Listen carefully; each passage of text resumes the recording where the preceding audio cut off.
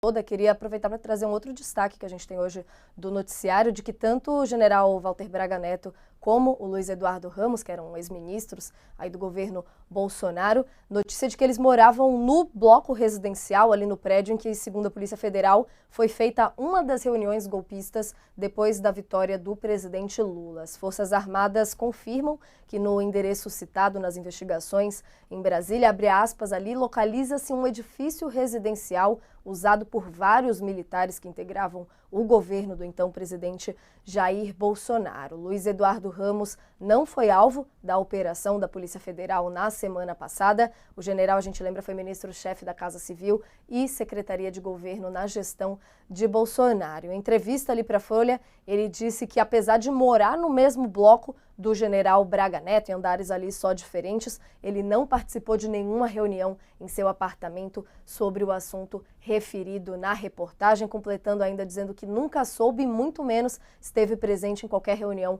onde o tema fosse estratégia golpista, até porque com os valores dele ali, segundo essa entrevista, isso não coaduna com a situação, Josias. Como que a gente pode, então, ler esse possível envolvimento ou não, essa fala dele pode ser vista como verdadeira nesse sentido?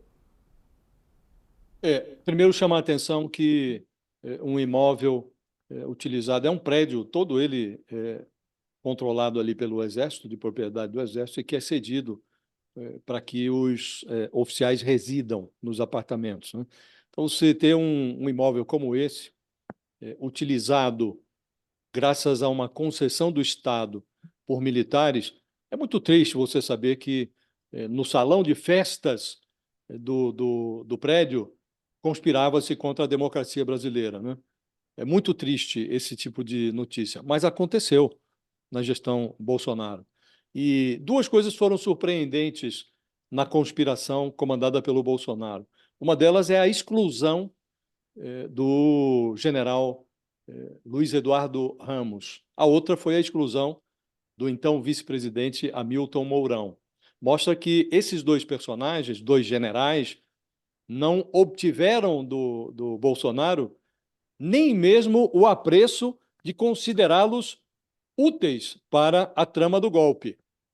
O Luiz Eduardo Ramos, de fato, não está mencionado em nenhuma gravação, troca de mensagens, e ele diz, não estou porque isso não combina com os meus valores.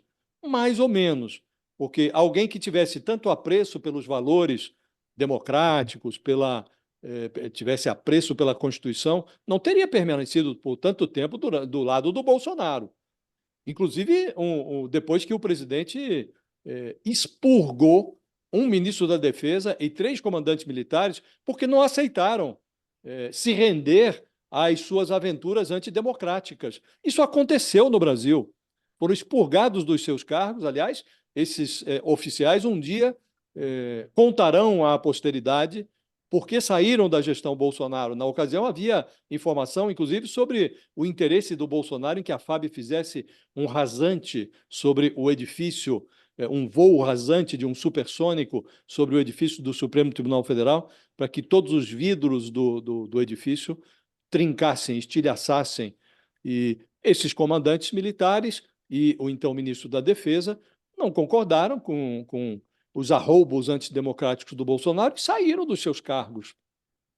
O então ministro palaciano, o general Luiz Eduardo Ramos, ao contrário, se manteve ao lado do presidente, inclusive quando o presidente conspirou contra a sanidade do brasileiro durante a pandemia. Então, não creio que ele tenha sido excluído da conspiração do Bolsonaro contra a democracia por conta dos seus valores, do seu apreço, dos valores que ele cultua, do apreço que ele tem pela Constituição brasileira. Foi excluído porque o presidente não confiava nele e era presumivelmente um amigo do presidente, do mesmo modo que ocorreu com o general Hamilton Mourão. Também o Bolsonaro não confiava no Mourão. Então ele atraiu para o golpe os generais nos quais ele confiava, os capitães, majores, coronéis, que comungavam com ele desse desapreço pela democracia brasileira. Então, aqui, triste, primeiro, a utilização do imóvel do Estado para conspirar contra o Estado,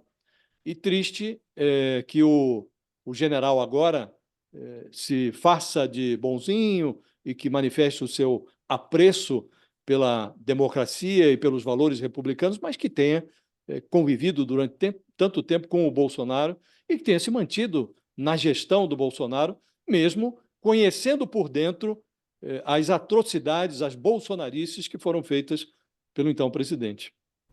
E para você, coach, também Ramos e Mourão aí foram descartados de todos esses planos? Como é que você vê essa situação?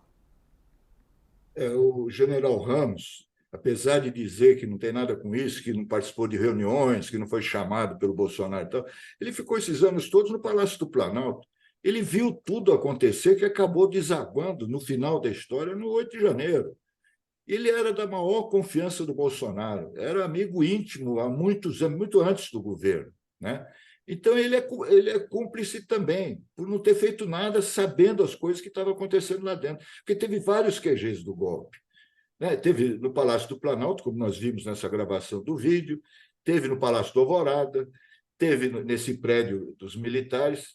Aliás, se eles já não estavam mais servindo como militares, por que eles estavam nos prédios dos militares? Já estavam fora, né? O Ramos e o Braga Neto, quando aconteceu essa reunião do golpe lá naquele prédio.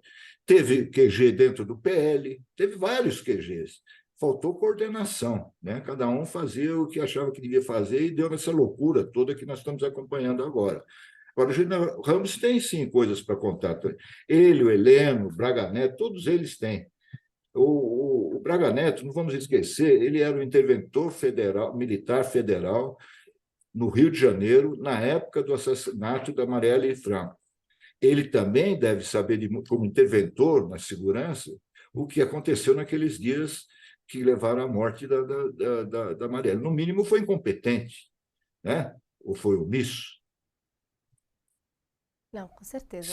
Se esse prédio de Brasília, eu até anotei aqui para esquecer de falar, se esse prédio de Brasília falasse, também seria bom ser chamado pela PF, né? Teria muita coisa para contar. Pô, aí toda a arquitetura de Brasília teria coisa pra caramba para falar, provavelmente, viu?